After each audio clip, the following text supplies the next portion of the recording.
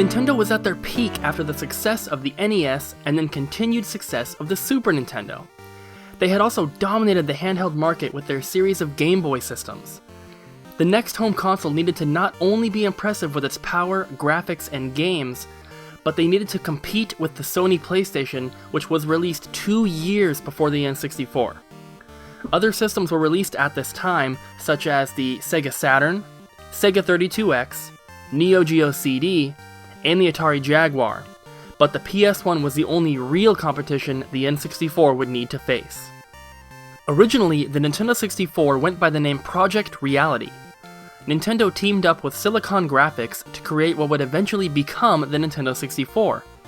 They promised graphics similar to the effects used in movies such as Terminator 2 and Jurassic Park, which unfortunately were simply not attainable for a game system of that time. A promotional marketing video was released for Project Reality. Let's take a look. And with an eye to the future, tomorrow begins today. Nintendo, the world's leader in video games, has joined forces with Silicon Graphics, the world's leader in visual computing, to introduce the most exhilarating, breathtakingly realistic 3D video entertainment ever witnessed. Project Reality. Leagues beyond any currently available or anticipated hardware, Project Reality will bring to home video players the same types of astounding visual effects seen in movies, like Terminator 2 and Jurassic Park. When this technology is made interactive, players won't just watch their TV screens, they'll dive headfirst right through them.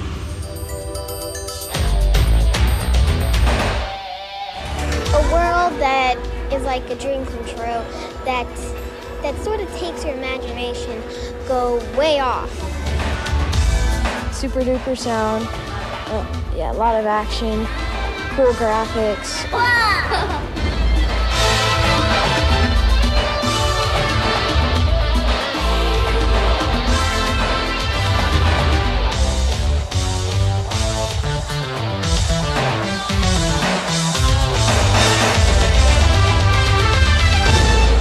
That may have felt like the 21st century, but these phenomenal effects will be dazzling arcade game players this time next year. And by the end of 1995, Project Reality will be a reality to all home players as well. No other system will offer this dimension of realism. No other manufacturer can promise this scope of play. With this marriage of game-making expertise and technical wizardry, home video entertainment just took on a whole new dimension. Sometime between 1993 and 1994, the name of the console was changed from Project Reality to Ultra 64. It was also in 1994 that Nintendo announced the media used for the games would be 100 megabyte cartridges instead of discs, even though multiple other game systems of that time period had already made the switch to using CDs for their games. This turned off a lot of third-party game developers from working with the system, because not only were CDs easier and cheaper to produce, but they could store a lot more data and were seen as the way of the future, which we now know to be true. Nintendo's somewhat correct defense for this choice was that cartridges didn't experience long load times like CDs, and their somewhat incorrect defense that cartridges were more practical. Cartridges may have been more practical for Nintendo at the time because they could easily enforce their licenses on the plastic shells and be the only supplier for game developers and publishers. However, they weren't practical for anyone else. Some people still prefer cartridges over discs for a variety of different reasons, but this seems to be one major mistake Nintendo made with the N64. In early 1995, Nintendo was supposed to unveil the Ultra 64, but this was delayed until November of that year, where it was set to be shown off at Shoshinkai, which was Nintendo's exhibition in Japan. At this unveiling, it was announced that the system was now called the Nintendo 64. People weren't too impressed at the exhibition, as only 2 of the 11 promised games were demoed to the public. Everyone seemed to be impressed by the graphics, but none of the games were even close to being finished, and with the system set to be released in less than a year from that point, people started to become skeptical if Nintendo could make the release date. In 1995, Nintendo showed a playable demo of Super Mario 64 at the Japanese trade show. The game was super impressive, and consumers were more excited than ever for the release of the Nintendo 64. Shigeru Miyamoto stated that he wanted to create a 3D Mario game for the Super Nintendo using the FX chip, while Nintendo was creating Star Fox. However, he instead moved the idea to the Nintendo 64 because the controller had more buttons, which would allow for a better gameplay experience. The Nintendo 64 was finally released on June 23, 1996 in Japan, September 26, 1996 in North America, and March 1, 1997 in Europe. Initially, the system was set to be released on September 30th in North America, but Nintendo announced in August that it would be released on September 29th, which was a Sunday. Their reasoning was that they didn't want anyone to miss school or work to get the system. They also announced that instead of the $299 price tag, it would release at $199, putting it in the same price bracket as the PS1 and Sega Saturn. Without permission from Nintendo, KB Toys released the system on September 26th, 2 days before it was supposed to be released, KB Toys being one of the largest toy retailers in the United States at that time.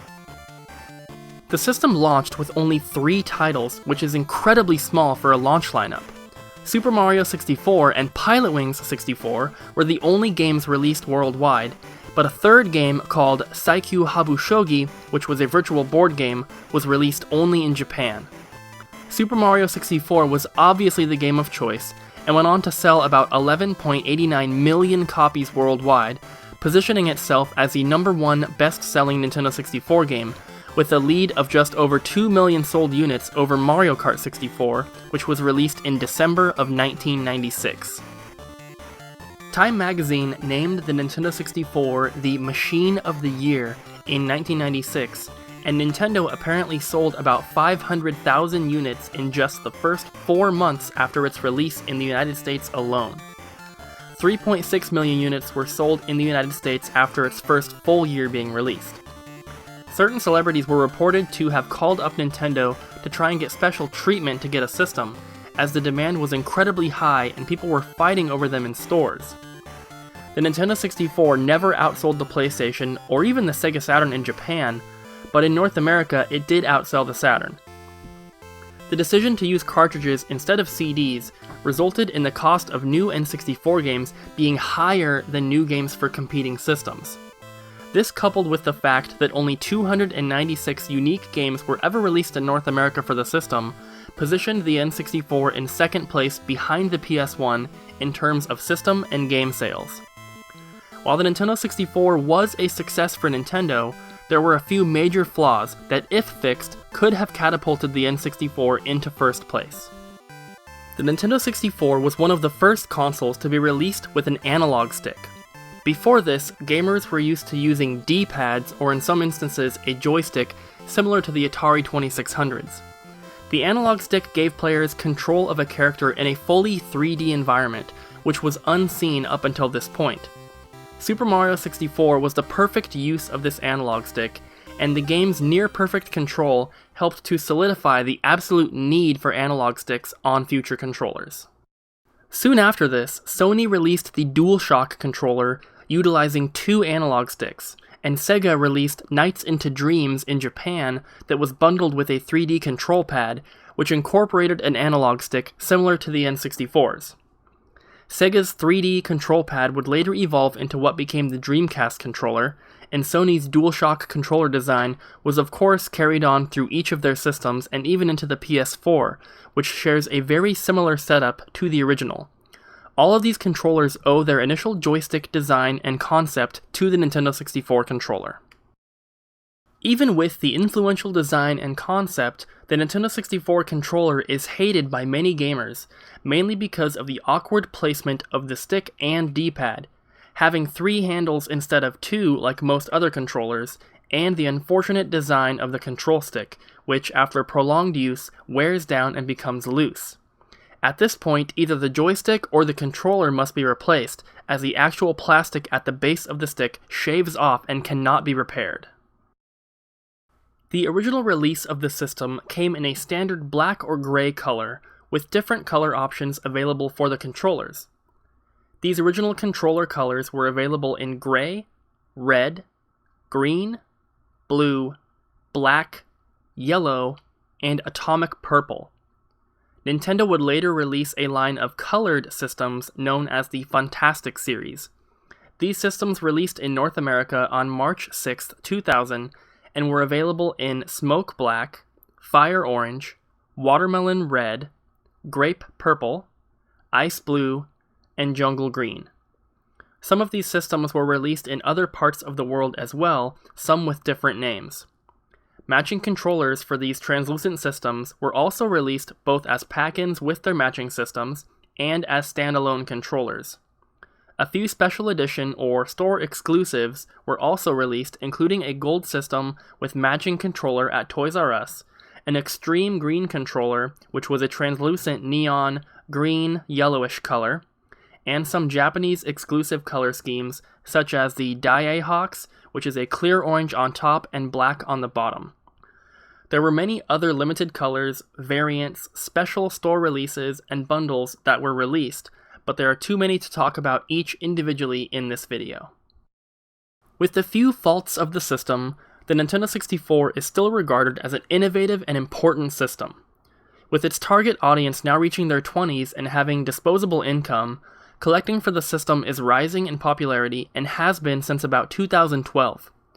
Currently, the Nintendo 64 along with the GameCube are two of the hottest systems to collect for, and prices have risen dramatically in the past few years. Many of the popular and fun games can still be had for relatively reasonable prices, such as Super Mario 64, The Legend of Zelda Ocarina of Time, 007 GoldenEye, Super Smash Bros., Mario Kart 64, Banjo-Kazooie, and Pokemon Stadium. The many different color patterns and system bundles makes collecting for the N64 a long journey and gives collectors a lot of different items to strive for.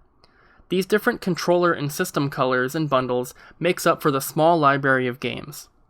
Achieving a truly complete Nintendo 64 collection consisting of every game, system, controller, and accessory complete in their original boxes or sealed in some cases is a feat that nobody has completed yet.